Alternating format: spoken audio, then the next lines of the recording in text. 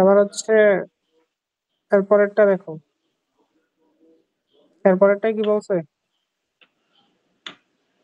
ক্ষুদ্র ফোঁটাগুলো একত্রিত হয়ে বড় ফোঁটায় পরিণত হলে বড় ফোঁটার তাপমাত্রার পরিবর্তন কত? আমরা এই যে চ্যাপ্টার 7 পড়তেছি, এখানে কোথাও তাপমাত্রার পরিবর্তনের ফর্মুলা পড়ছি? না স্যার। ডেল থিটা, কিন্তু ছোটবেলায় একটা ফর্মুলা পড়ছিলাম, Q equal M S del theta, মনে আছে? জি স্যার। সেখানে কিউ কি ছিল? তাপ। গৃহীত বা গৃহীত বা বর্জিত তাপ। হ্যাঁ, গৃহীত বা বর্জিত তাপ, ঠিক আছে। আর জি এম ছিল ভর, এস ছিল আপেক্ষিক তাপ, আর ডেল থিটা কি ছিল? চেঞ্জ অফ টেম্পারেচার, ঠিক জি আছে। জি স্যার। তো আমরা গত ক্লাসে আরেকটা জিনিস পড়ছিলাম, ই সমান কি?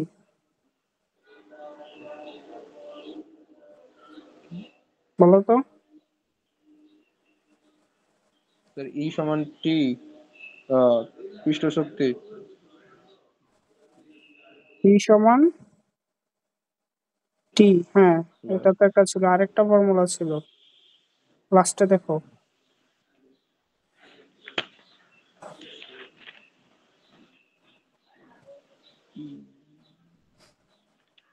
আমরা যখন ছোট ছোট কণাগুলোকে একসাথে করতাম, তারপর বড় কণায় পরিণত করলে তার একটা ক্ষেত্রফলের চেঞ্জ হইতো না? জি স্যার। ডাব্লিউ বাই ডেল এ। হ্যাঁ, ক্ষেত্রফলের চেঞ্জটা কত ছিল?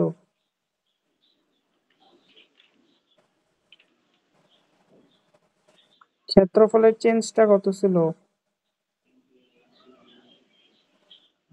Del A. ডেল এ। আচ্ছা, তুমি ডিরেক্ট ফর্মুলাটাই লিখো, ডিরেক্ট ফর্মুলাটা কি ছিল? ই সমান W by del A. Del A. তো আবার ই সমান কি ছিল? পৃষ্ঠ শক্তি। হ্যাঁ, তাহলে এখান থেকে আমি লিখতে পারি টি ইন্টু ডেল এ, লিখা যায় এটা। জি স্যার। তো এখানে এই যে ডাব্লিউটা আছে, এই ডাব্লিউটাই হচ্ছে আমাদের কিউ এর মানের সমান, ঠিক আছে। জি তো দেখো তো টি এর মান তোমার দিয়ে দিছে কিনা প্রশ্নের ভিতরে। কারোদের পৃষ্ঠটান দিয়ে দিছে? না স্যার, জি স্যার দেওয়া আছে। দেওয়া আছে। আর দেওয়া নাই কোনটা? ডেল এ আর তাহলে এখন ডেল এ বের করবা কিভাবে বলো?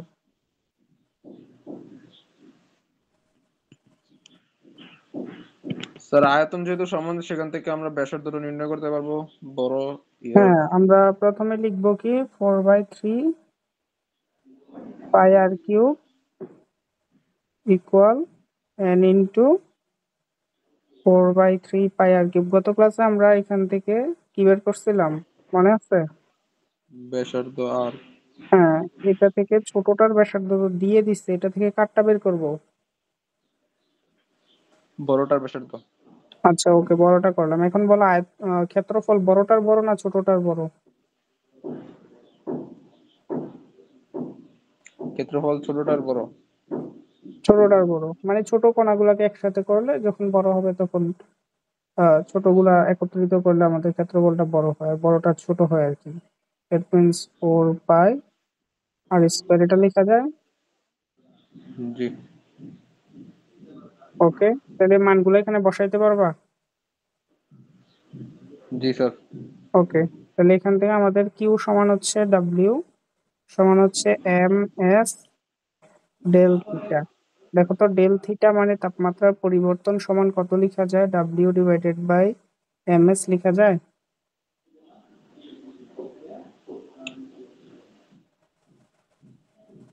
জি স্যার। কোথাও কি এম এর মান দিয়ে দিছে? যে বড় ফোটার কথা যেহেতু বলছে, বড় ফোটার বর কি কোথাও দিয়ে দিছে? না। বড় ফোটার বর দিয়ে দিনি, তার মানে আমরা বরের জায়গায় কত লিখতে পারবো? আহ, রবি। Rho B.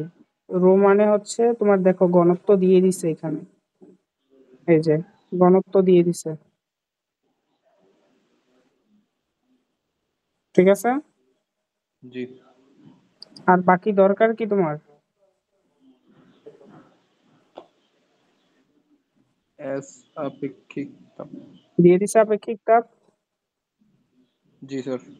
আর বি দরকার, বি এর জায়গায় কত লিখবা? বোঝা গেল? জি স্যার। ওকে, তাহলে এটা নিজে নিজে করে ফেলবো।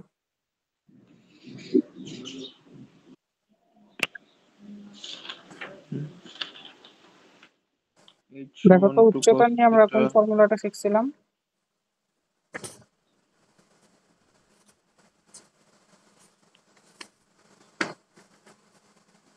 হ্যালো হ্যাঁ বলো। স্যার, এইচ সমান two cos theta into T by rho G R. হ্যাঁ কি বললা, এইচ সমান? Two cos theta into T. Two cos theta কোথায়, নিচে না উপরে? উপরে। টু কস থিটার নিচে কত? রো জি আর। এটা হচ্ছে ফর্মুলা, ঠিক আছে। স্যার উপরে একটা টি আছে। উপরে একটা টি আছে, ওকে। তারপর দেখো তোমার এখানে কি চাইছে? উচ্চতার পার্থক্য। উচ্চতার পার্থক্য মানে হচ্ছে দুইটা উচ্চতা লাগবে, একটা হচ্ছে এইচ ওয়ান আর একটা হচ্ছে এইচ টু। তো যেহেতু জি। দুইটা নল আছে, আমি যদি মোটা নলের জন্য চিন্তা করি, এইচ ওয়ান সমান কত হবে বলো তো? Two cos theta into T divided by rho G. আর আরটাকে পার্থক্য করে বাইরে লিখলাম আর ওয়ান। আর ওয়ান মানে কি এখানে? ব্যাস, ব্যাসার্ধ। ব্যাসার্ধ। এই যে গত ক্লাসের এটার কথা চিন্তা করো তুমি, কোথায় জানো? নলের ব্যাসার্ধ। হ্যাঁ এই যে এটা, এটার মতো অনেকটা, হ্যাঁ এই যে এটার ব্যাসার্ধ। এখন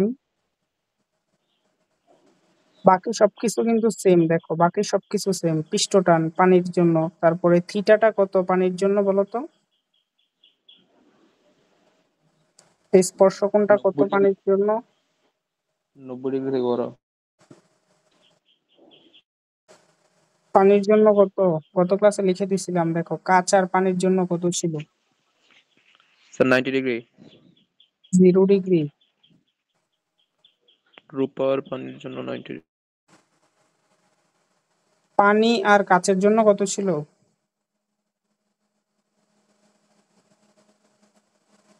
ডিগ্রি। ও কাজ।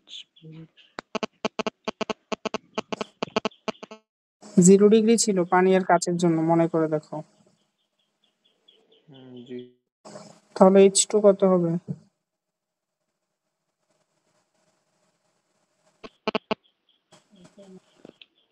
এটা হবে না? দেখো তো। জি এখন দেখো সবার দুইটা জিনিসই সেম। তো এইচ নির্ভর করতেছে কার উপর? আর এর উপর না? যার আর এর মান বেশি তার এইচ এর মান কম, যার আর এর মান কম তার স্যার, এই ছিল এইচ এর মান কি হবে? বেশি হবে, বুঝা গেছে? তো এবার কোন নলের ব্যাসার্ধ বেশি বলো?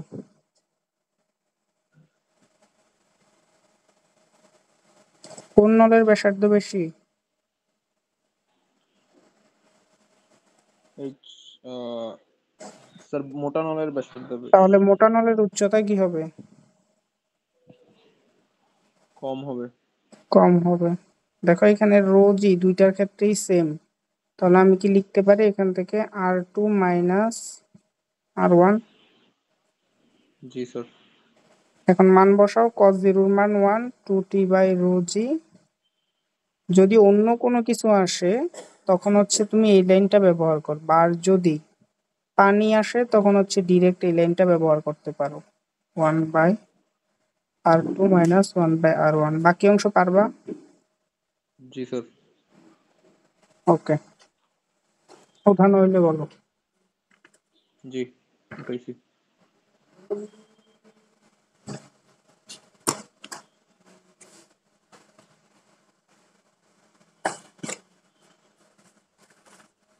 আচ্ছা তারপরে লিখো, ক নাম্বার কোশ্চেনে যেটা দেওয়া আছে সেটা হচ্ছে এখান থেকে বের করতে হবে পানির বড় ফোঁটা তৈরি হতে কত শক্তি নির্গত হবে? নির্গত শক্তি বের করো। বলো নির্গত শক্তি বের করতে পারবা কিনা।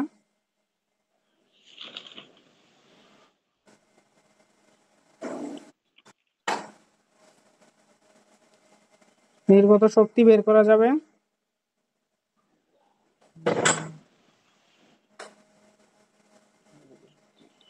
জি স্যার।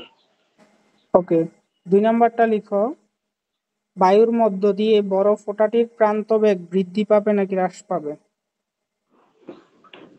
বায়ুর মধ্য দিয়ে প্রান্তবেগ হ্রাস পাবে নাকি? স্যার বড় ফোঁটাটির হ্যাঁ, ছোট ফোঁটা একত্রিত হয়ে বড় ফোঁটা হয়েছে না, এখন এই বড় ফোঁটার প্রান্তবেগ বৃদ্ধি পাবে নাকি হ্রাস পাবে?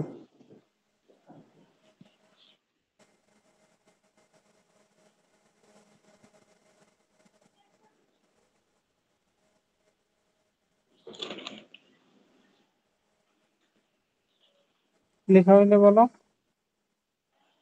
জি ওকে, প্রান্তবেগের ফর্মুলাটা কি ছিল?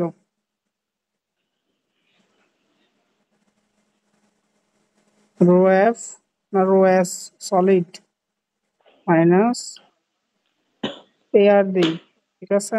আর নিচে কত ছিল? 9 এটা। 9 ঠিক আছে। জি আর কিছু উপরে কি আর ছিল কিনা দেখো তো। আর মনে হয় তো আর ছিল একটা। জি স্যার। 47। ওকে, আর ছিল। Sir 2r square rho s minus rho a into g divided by 9 eta. আচ্ছা, R square G rho S minus rho A নিচে 9। 9 eta. এবার ঠিক আছে। জি দেখো এই যে প্রান্তবেগ দেওয়া আছে, এই প্রান্তবেগটা কার দেওয়া ছিল? ছোট কণাগুলোর। ছোট কণাগুলো। তো ছোট কণা থেকে যখন বড় কণায় পরিণত হয়েছে, তার কি এই ব্যাসার্ধের পরিবর্তন হয়েছে না? জি স্যার। এইখানে দেখো তো কি কি জিনিস তোমার ধ্রুবক। সলিড মানে হচ্ছে পানি, পানির ঘনত্ব এটা ধ্রুবক। এটা হচ্ছে রো এয়ারের ঘনত্ব, এটাও কি ধ্রুবক। ধ্রুবক। ইটা ধ্রুবক, জি এটা। এটাও ধ্রুবক। শুধু বাকি রইলো কে বলো। আর তাহলে বি সমানুপাতিক কত? আর স্কয়ার মানে বি যদি বাড়ে আর এর মানও কি হবে? বাড়বে। বাড়বে। তো এইখান থেকে কি আমরা বলতে পারি যে বড় ফোঁটার ব্যাসার্ধটা ছোট ফোঁটা থেকে বড়? জি স্যার। তার মানে ছোট ফোঁটার যে প্রান্তবেগ আছে, এই প্রান্তবেগ থেকে বড় ফোঁটার প্রান্তবেগটা বেশি, বলা যাবে। জি স্যার। তাহলে জি এটা অ্যান্সার। বুঝা গেছে ব্যাখ্যাটা? জি এটাকে জি। লিখো পিতল,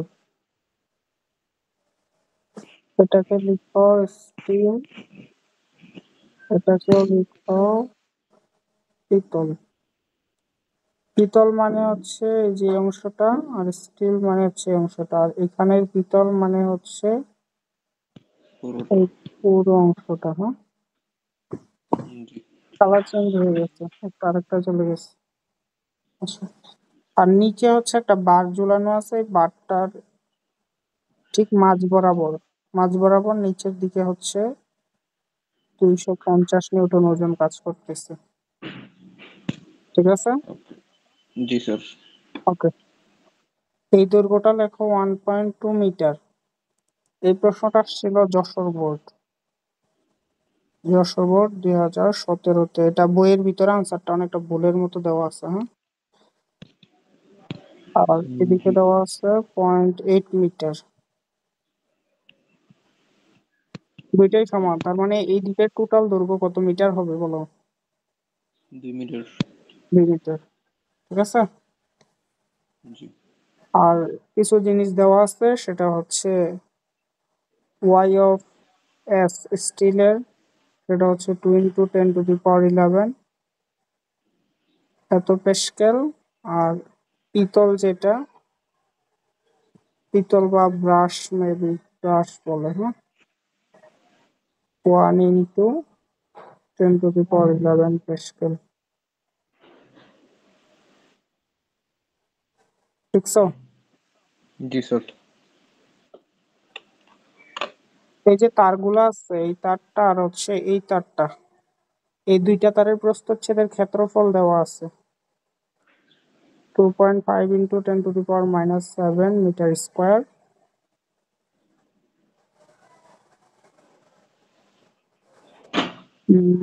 আর যেটা দেওয়া আছে সেটা হচ্ছে বি তারের দৈর্ঘ্য বিকৃতি দেওয়া আছে। তো বড় প্রশ্নটা, বি তারের দৈর্ঘ্য বিকৃতি। ওকে, বি তারের দৈর্ঘ্য বিকৃতি হচ্ছে 2.5 × 10⁻⁻4। স্যার পিতলের। বিতার কোনটা দেই না এখানে? এই যে এটা হচ্ছে বিতার, হ্যাঁ, আর এটা হচ্ছে এ তার। এ তার হচ্ছে দুইটা উপাদান দিয়ে তৈরি, আর বিতার হচ্ছে একটা উপাদান দিয়ে তৈরি। প্রশ্ন উঠানো হয়েছে? জি স্যার। ওকে, প্রশ্ন উঠানো হইলে ক নাম্বার প্রশ্নটা হচ্ছে বিতারের একক আয়তনে সঞ্চিত শক্তিটা বের করতে হবে। ঠিক আছে, এটা তোমার কাজ, এটা তুমি পারবা। বিতারের একক আয়তনে সঞ্চিত শক্তি। জি আর 2 নাম্বার পর্যন্ত হচ্ছে এই যে বারটা ঝুলাইছি আমরা, এই বারের কোন প্রান্ত বেশি নিচু হবে? 2 নম্বর প্রশ্ন হচ্ছে বারের কোন প্রান্ত বেশি নিচু হবে, এটা করব। বারের,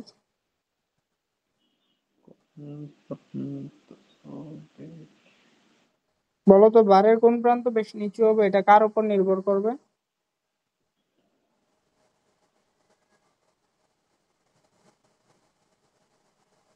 বলো। স্থিতিস্থাপক গুণাঙ্ক। আচ্ছা, আগের ক্লাসে আমরা মেবি এরকম একটা অঙ্ক করছিলাম যে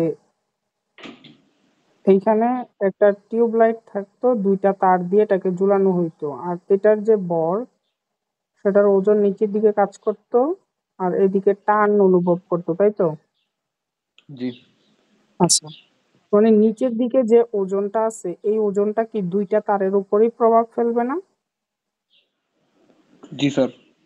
তো বলো তো, এই যে এটা যদি এ হয় আর এটা যদি বি হয়, এ তারের উপর এই ওজনের কতটুকু অংশ যাবে?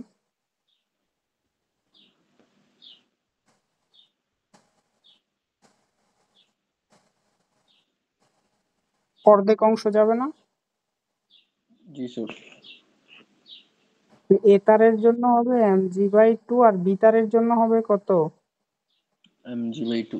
তো এটার কথা দেখো, এটা যদি মাঝ বরাবর বারটা থাকে, বারের অর্ধেক ওজন যাবে এই তারের কাছে, আর এই অর্ধেক ওজন কার কাছে যাবে? বি এ তারের কাছে। তাহলে আমি কি বলতে পারি যে এ তারের ক্ষেত্রে 250-এর অর্ধেক তার উপর ক্রিয়া করতেছে? 150। বলা যায় এটা? জি বুঝছো কিনা বলো। জি স্যার। তো বইয়ের ভিতরে করছে কি, বইয়ের ভিতরে হচ্ছে এই জিনিসটাকে হচ্ছে ডিরেক্ট লিখে দিছে, 125-এর জায়গায় হচ্ছে 150 লিখে দিছে ডিরেক্ট। এটা হচ্ছে আমির, না, মেবি তপন স্যারের বইয়ে দেখবা। বুঝা গেছে? জি ওকে, এখন আমরা প্রশ্নে আসি, বারের কোন প্রান্ত বেশি নিচু হবে? কোন প্রান্ত বেশি নিচু হবে মানে হচ্ছে তুমি যখন একটা বস্তুতে বার ঝুলাইবা, সেটা নিচের দিকে কতটুকু ঝুলে পড়বে, তার বিকৃতিটা কতটুকু হবে, এই যে প্রসারণটা কতটুকু হবে, এটাই তো। জি যার ডেল এলটা বেশি হবে সেই প্রান্তটা বেশি কি হবে? প্রসারিত হবে। নিচু হবে না? জি। আচ্ছা দেখো তো, এই যে বাম পাশের বি তারের এইটাও পিতলের, ডান পাশের সরি বাম পাশের এই হলুদ অংশটাও কিসের? পিতলের। তো আমি যদি এইখান থেকে 0.8 মিটার, এই বি তার থেকে যদি 0.8 মিটার কেটে দিই, তাহলে কি কোনো সমস্যা আছে? দেখো তো, এই যে উপরের এই প্রান্ত আর এই প্রান্ত দুইটাকে আমি ক্রস দিয়ে দিলাম, সমস্যা আছে? না। কারণ এইটা যদি 0.1 মিটার ফর এক্সাম্পল প্রসারিত হইলো, তাহলে এইখানের এই 0.8 মিটারও কতটুকু প্রসারিত হবে? 0.1 মিটার। 0.1 মিটার না? কারণ কি দুইটাই জি। কিসের? পিতলের। পিতলের। এখন সমস্যা হয়েছে কোনটাকে নিয়ে? স্টিল। নিচেরটা হচ্ছে স্টিল। এখন স্টিলের দৈর্ঘ্য কত বলো? 1.2 মিটার। 1.2 মিটার। এখন স্টিলের জন্য যদি আমি লিখি ওয়াই এস, এটা কত হবে? F divided by A. আর এখানে হবে এল, নিচে হবে কত? Del L. ঠিক আছে? জি। দেখো, এবার যদি আমি ওই পাশের ব্রাশ বা পিতলের জন্য লিখি ওয়াই বি, সেটা কত হবে? F L A divided by del L. এটাকে এফ দিলাম, এফ বাই এ, এখানে হচ্ছে এল, এখানে হচ্ছে ডেল এল বি। দেখো তো, দুইজনের দৈর্ঘ্য সেম, দুইজনের উপরে সেম বল, দুইজনের উপর সেম ক্ষেত্রফল, সবকিছু সেম না? জি স্যার। তো এইখান থেকে কি লেখা যায়? Y S divided by Y B equal কত হবে বলো তো? Del L B by del L S. ঠিক আছে? জি। তা এখন দেখো তো, এই যে এইটার অনুপাত একের চেয়ে বড় নাকি ছোট? তাইলে তো আমি বলতে পারবো কে বড় কে ছোট, মানে কোন প্রান্তটা বেশি প্রসারিত হবে কোন প্রান্তটা কম প্রসারিত হবে। জি দেখো তো কত আসে? Sir, Y S by Y B two আসে। কত আসে? Y S by Y B two আসে। 2 আসে। তাহলে এখন বলো কোনটা বড়? ডেল এল বি বড় না? জি স্যার। ডেল এল বি হচ্ছে বড়। ডেল এল বি যদি ডেল এল এস থেকে বড় হয়, তাহলে কোন প্রান্ত বেশি নিচু হবে? পিতলের অংশ পিতলের অংশ, মানে হচ্ছে বি প্রান্তটা বেশি নিচের দিকে কি হবে? ঝুঁকে যাবে। ঝুঁকে যাবে। প্রশ্ন বোঝা গেছে? জি। ওকে, এটা যদি বুঝো।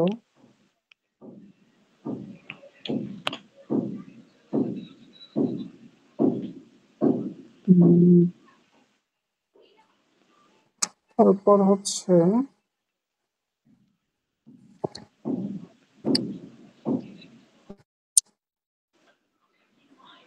এখানে মাকড়সার হচ্ছে 8টা পা আছে। এখন প্রত্যেকটা পা মাকড়সার ওজনের সমান বার বহন করতে পারে। তাহলে লিখো যে এই যে মাকড়সাটা আছে, এই মাকড়সাটার ভর হচ্ছে 3 × 10⁻³ ঠিক আছে? জি। মাকড়সার তো 8টা পা থাকে না। আচ্ছা যাই হোক, লিখে ফেলছি। তারপর লিখো পানির পৃষ্ঠ টান টি সমান হচ্ছে 7.2 ×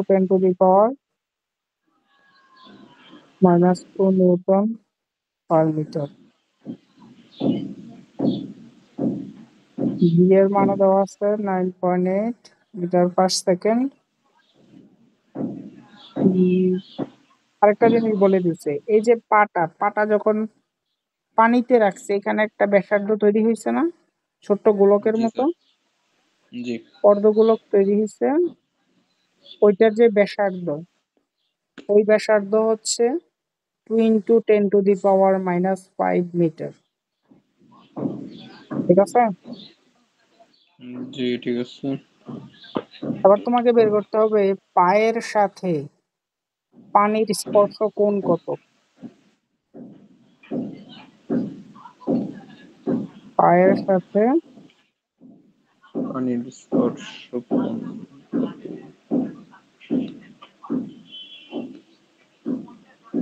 পানির স্পর্শ কোণ কত?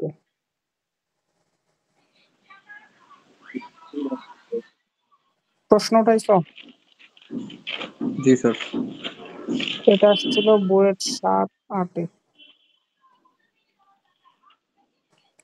ওকে, এবার গত ক্লাসের মতো চিন্তা করো। দেখো, তুমি যখন একটা কৈশিক নল নিছিলা, ওই যে চিকন একটা নল নিছিলা, চিকন নলের এখানে একটা কি তৈরি হয়েছিল?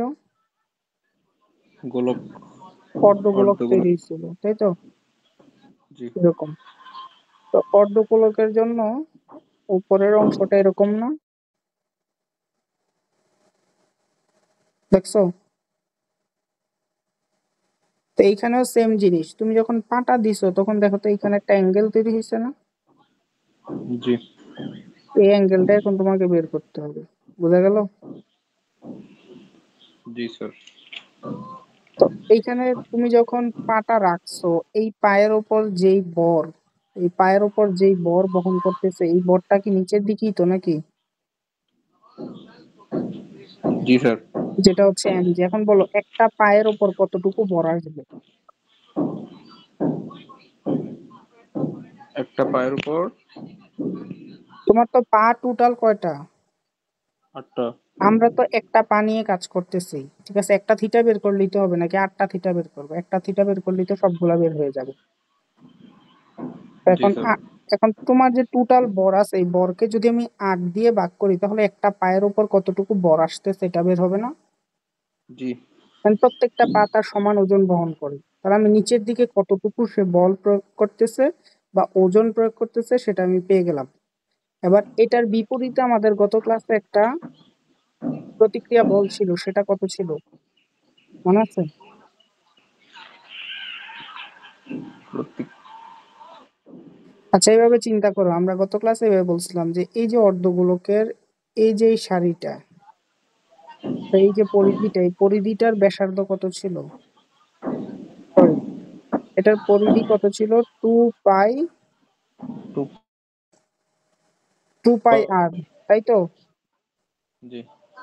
এই যে পরিধি আছে, এই পরিধির প্রত্যেকটা বিন্দুতে উপরের দিকে কতটুকু পৃষ্ঠটান কাজ করে? টি। টি পৃষ্ঠটান কাজ করে। এটা হচ্ছে এই প্রত্যেকটা বিন্দুতে। এখন এইখানে কি একটা বিন্দু আছে নাকি অসংখ্য বিন্দু আছে? অসংখ্য। অসংখ্য বিন্দু কতটুকু দৈর্ঘ্য বরাবর আছে? 2πr। 2πr না? জি। বুঝছো তো? জি স্যার। আহ অন্যভাবে এইভাবে চিন্তা করো যে তুমি এইখানে যে কি বলে এটাকে,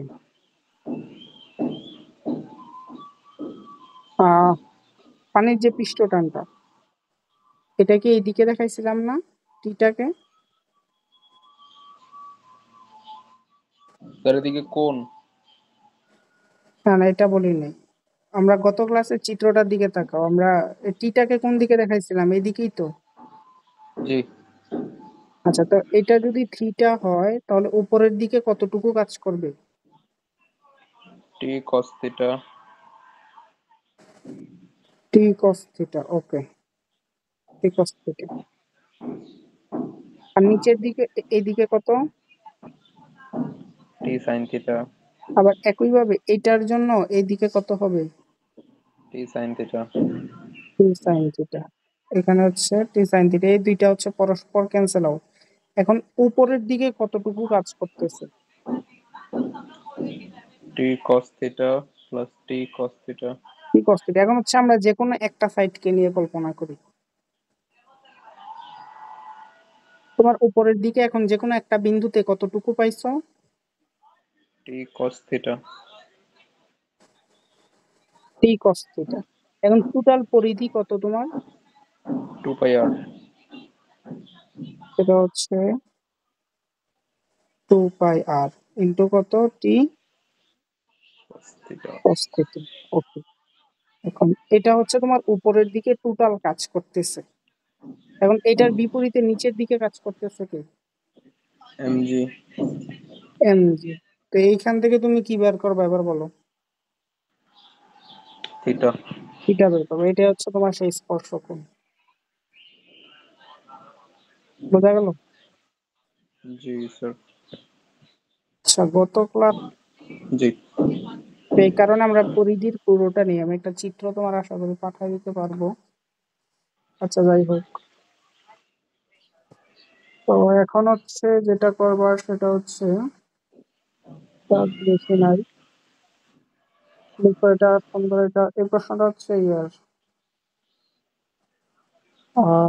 আমির হোসেন স্যারের বইয়ে। এটা হচ্ছে 2 × 10⁸ নিউটন পার মিটার স্কয়ার চাপে সীসার ঘনত্ব কত?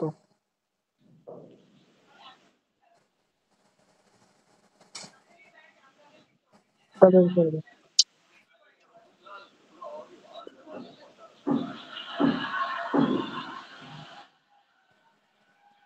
আরেকটা দিয়ে দিচ্ছে সীসার স্বাভাবিক ঘনত্ব। হ্যাঁ,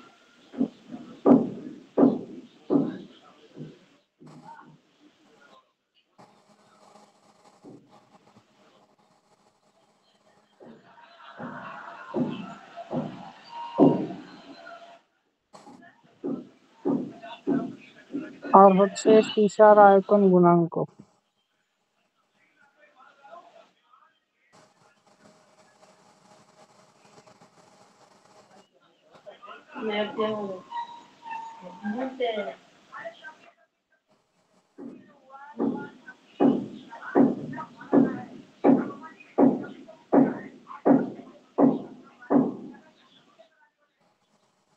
বুঝছো? জি স্যার। এটা পারবা? জি করো তো, 2 মিনিট টাইম।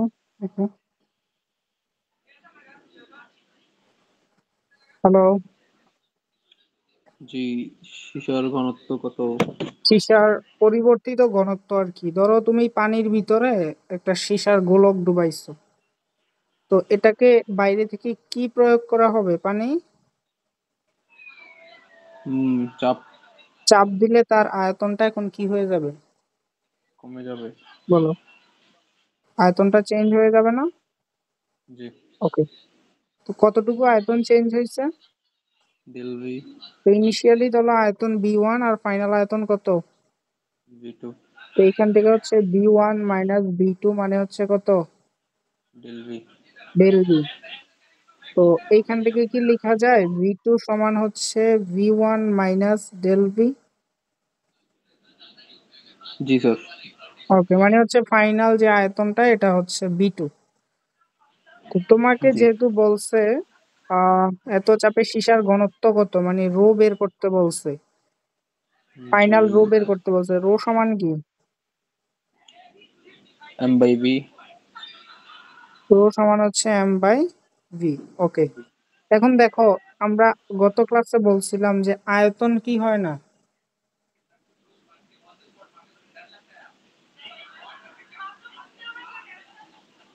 একটা কথা বলছিলাম না যে ছোট ছোট বৃষ্টির ফোঁটা যখন বড় ফোঁটায় পরিণত হয় তখন কি চেঞ্জ হয় না?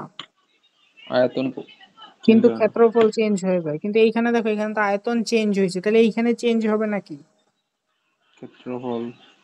এইখানে চেঞ্জ হবে না হচ্ছে ভর। ভর কি কখনো চেঞ্জ হয় শুনছো? না।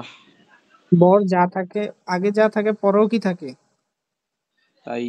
তাই থাকে। তো আমি কি বলতে পারি যে ইনিশিয়াল ভর যা ছিল ফাইনাল ভরও তাই? জি। তুমি একটা বেলুনকে ধরো পানির নিচে নিয়ে গেছো, এখন এটার পানির উপরে যা ভর ছিল পানির নিচে গেলে কি ভর চেঞ্জ হয়ে যাবে? না স্যার। আবার ওই যে চাঁদের কথা চিন্তা করো, পৃথিবীতে তুমি লাফ দিয়ে 2 মিটার যদি উঠতে পারো, চাঁদে ধরো গিয়ে 10 মিটার উঠলা, তো এই যে উঠার পেছনে কি তোমার ভরের কোনো প্রভাব আছে? না। প্রভাবটা কার? জি এর না? জি। তো অনেকটা ওই রকমই আর কি, তোমার এইখানে ভরের কোনো চেঞ্জ হবে না। তো ভর সমান কি বলতো? রবি। Rho V. এটা হচ্ছে ভি 1, এটাকে 1 দিলাম। আর এগুলা কি, বোঝা গেছে? রো। জি স্যার। তো এইখান থেকে তোমার লাগবে কোনটা বলো তো? ভি। রো 2 লাগবে না? ফাইনাল ঘনত্ব, জি। যে জি স্যার। সীসার ঘনত্ব, সীসার ফাইনাল ঘনত্ব লাগবে। তো এটা মানে হচ্ছে রো 1 v1 বাই হচ্ছে v2, ঠিক আছে? জি। তো এখানে তোমার মান দেওয়া আছে কার কার? রো 1 এর মান দেওয়া আছে শুধু। রো 1 এর মান দেওয়া আছে, আর হচ্ছে বি1 এর মান দেওয়া নাই, বি2 এর মানও দেওয়া নাই। কিন্তু বি2 এর মান তুমি বি1 এর মাধ্যমে বের করছিলা, দেখো এই যে। তাহলে বি2 এর জায়গায় কত বসাইবা? v1 minus del V. বি1 মাইনাস ডেল বি। তো কোথাও কি ডেল বি এর মান দেওয়া আছে? না। তার মানে এখন আমাদের কি বের করতে হবে? কি বের করতে ডেল হবে? Del del B. ভি। আমরা জানি আয়তন গুণাঙ্ক সমান কি, চাপ পি ভি নিচে হচ্ছে কি ডেল বি, এই ফর্মুলা জানি না? জি স্যার। তাহলে ডেল বি সমান কত হবে? পিভি বাই কে। দেখো তো সবকিছু দেওয়া আছে কিনা। এই যে কে এর মান দেওয়া আছে, দেখছো? জি। প্রেসারও দেওয়া আছে। তো এইখান থেকে কার মান বের হবে বলো তো? Del V. এই ডেল বি এর মানটা নিয়ে তুমি কোথায় বসাইবা? পি পি2 এর মান। বোঝা গেছে? বসাইলে দেখো উপরের বি1 নিচের বি1 কাটাকাটি চলে যাবে, চলে গিয়ে হচ্ছে তোমার রো 2 বের হবে। পারা যাবে তো? জি ঠিক আছে। এটা যদি পারো, এখন হচ্ছে আমরা লাস্ট একটা কোশ্চেন দিব। আচ্ছা, তাহলে এটা হচ্ছে তোমার হোমওয়ার্ক থাকবে, হ্যাঁ? Okay sir. আচ্ছা। আর হচ্ছে এটা করবো।